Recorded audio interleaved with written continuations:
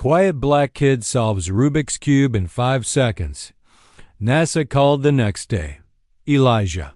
Moore sat in the farthest seat from the chalkboard, back pressed to the cool wall, eyes fixed on the shifting numbers and equations that lit up on his tablet screen.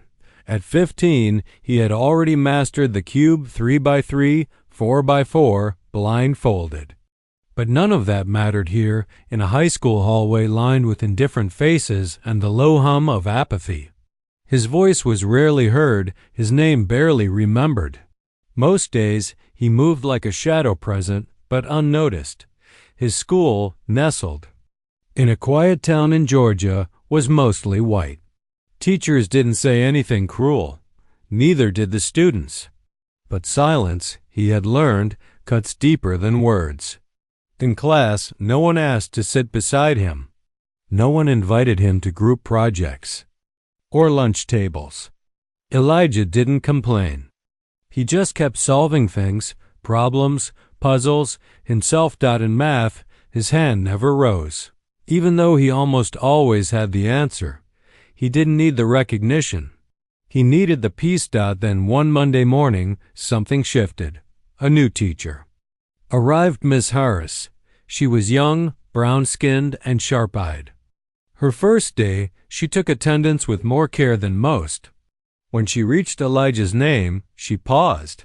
"Elijah Moore?" she asked, her voice clear but kind. He looked up, nodded slightly. She smiled. "Glad you're here."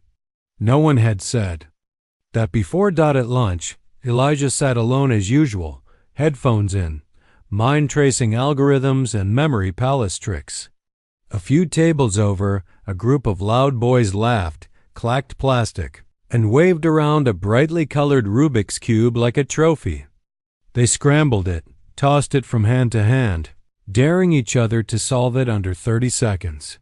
"You can't even do a side," one joked, elbowing the other. "You suck worse than Elijah." They laughed. Elijah didn't flinch. He stood, tray in hand, and walked past them toward the bin.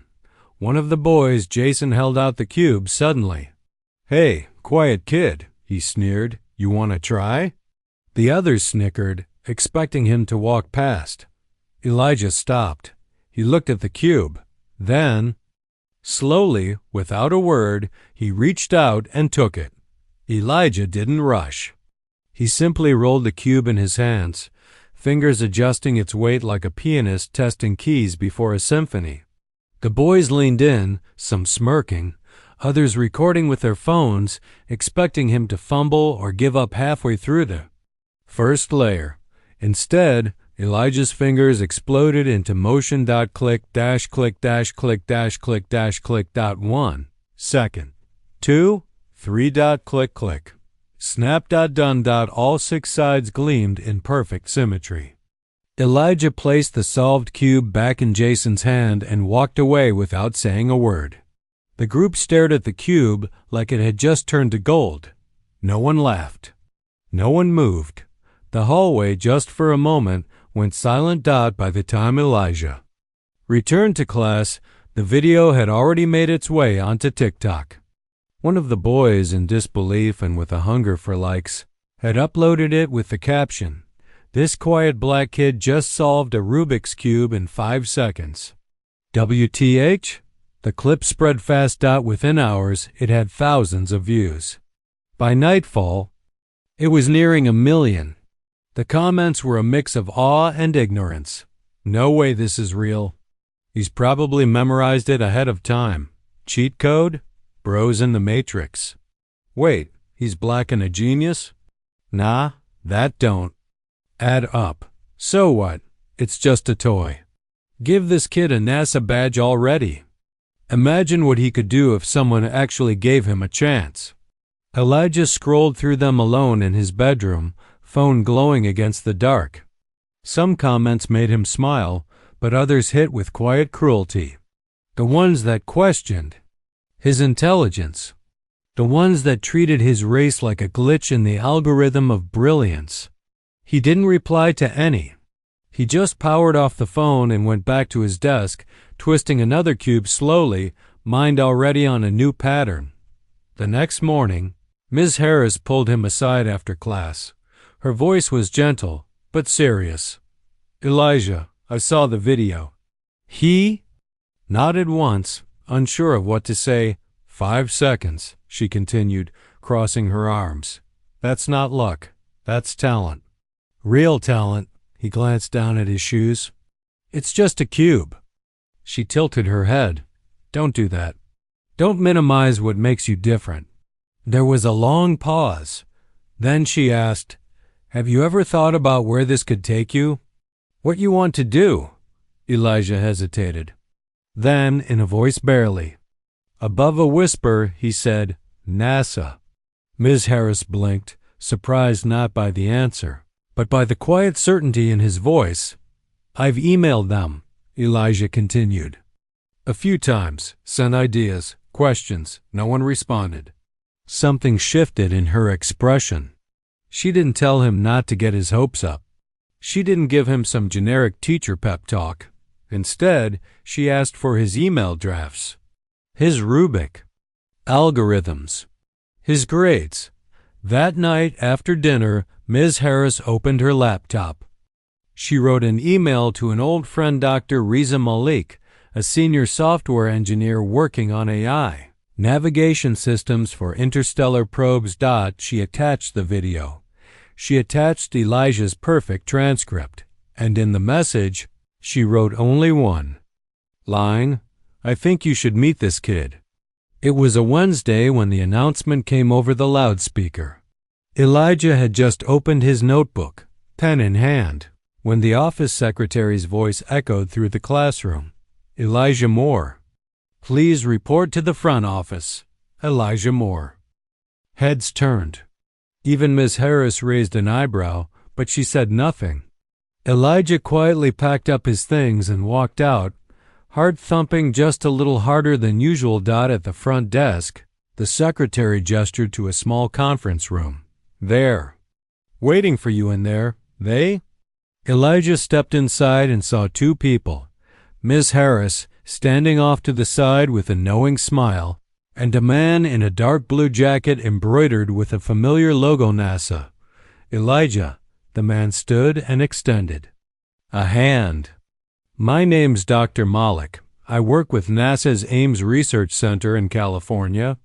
Elijah stared for a beat, blinking. "I saw your video," Dr. Malik continued, smiling warmly.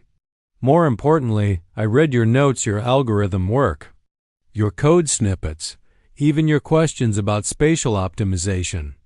Impressive doesn't begin to cover it." Elijah's lips parted, but no words came out. "We run a program every summer," Dr. Malik went on, "for high school students with extraordinary potential. We'd like to invite you to join this year's cohort." The world tilted, just slightly.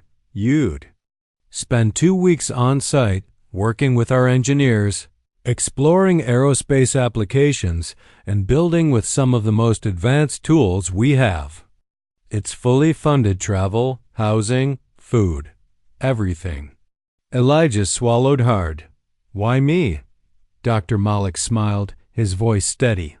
"Because talent like yours shouldn't wait for permission to shine." The meeting didn't take long. Papers were handed over. Permission slips. Flight options. A welcome packet. Ms. Harris beamed the entire time. By the end of the day, word had spread. "Elijah's going to NASA? You serious? No way, bro," from the back row. Teachers began speaking to him differently. Some asked him about his plans. Others offered books, articles, or extra credit. It was strange, like someone had turned up the brightness on how people saw him, but it didn't feel like light. It felt like spotlight. A heavy one. In the cafeteria, students who'd never spoken to him now waved or tried to sit near him. Some tried to be friendly. Others asked too many questions, like he was suddenly a celebrity. Jason, the same kid who had handed him the Rubik's Cube, walked up to him and grinned. "Hey man, that was wild. You got like robot fingers or something?" Elijah nodded politely but kept moving. He could tell when admiration wasn't real. When he got home that evening, his mother was standing in the kitchen, apron dusted with flour, holding the printed email in trembling hands. "Baby," she whispered, "they said NASA? Real NASA?" Elijah nodded. Tears welled up in her eyes, but she tried to hide them behind a laugh. "I always told you your brain was something else." She pulled him into a hug, tight and wordless, the kind that spoke of long nights cleaning motel floors and double shifts at the diner, the kind of love that never needed proof, but now had it anyway. In that moment, Elijah didn't feel like a quiet kid. He felt seen. Elijah stepped off the plane with a backpack slung over one shoulder and a nervous storm brewing quietly inside his chest. The air smelled different here, cleaner, cooler, charged with possibility. California wasn't just another state, it felt like another world. The NASA Summer Exploration Academy was nestled in the foothills near the Ames Research Center, and, to Elijah, it looked like a cross between a college campus and a spaceship factory. This was the first time he had left Georgia. The first time he'd seen a palm tree up close. The first time he'd met so many other teenagers who spoke in formulas and built robots for fun. They came from places like Palo Alto, Boston, Seoul, and Zurich, kids who attended private academies, whose parents were software engineers and aerospace attorneys. Most of them had portfolios, patents, and 3D printed prototypes in their luggage. Elijah had a cube, a sketch pad, and a brain that never stopped working. Introductions were fast. Polite smiles, handshakes, and casual name drops. "Oh, I studied under Professor Klein at MIT last summer. My dad runs a startup that reverse engineers asteroid data. I interned at Blue Origin for a week." When Elijah introduced himself, there was a pause. Then, "Wait, are you the Rubik's Cube kid?" The tone wasn't mocking, exactly, but it wasn't reverent either. More like amused curiosity.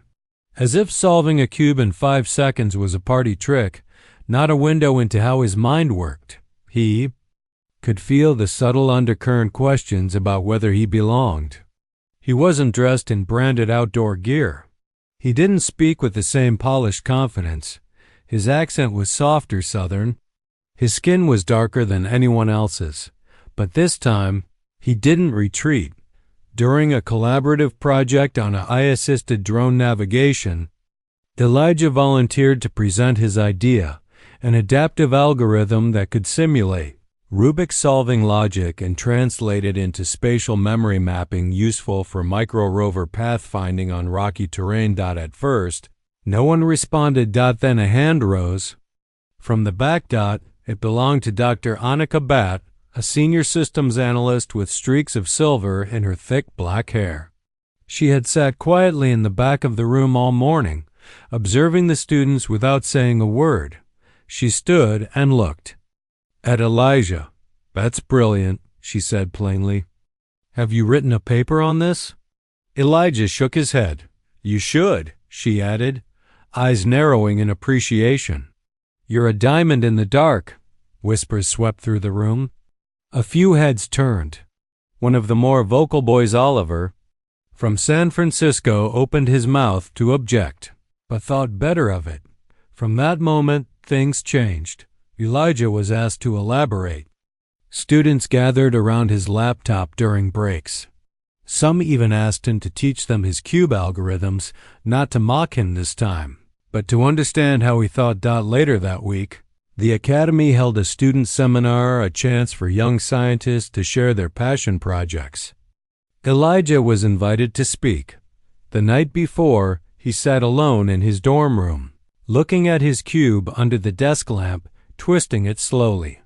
Public speaking terrified him, but he kept thinking about the boys at school who never heard his voice, about the silence that had once surrounded him, and about the teacher who said, "Don't minimize what makes you different."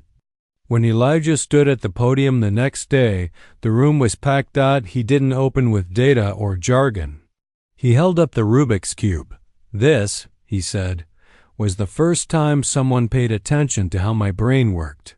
Not because I talked the loudest, but because I solved something quietly. He walked them through his algorithm, his logic trees, his simulations.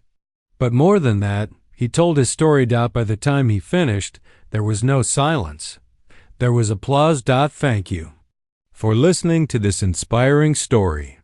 If you believe that brilliance knows no color and quiet minds can change the world, share this video and help spread the message. Don't forget to like, subscribe, and hit the bell so you never miss another story. See you in the next video.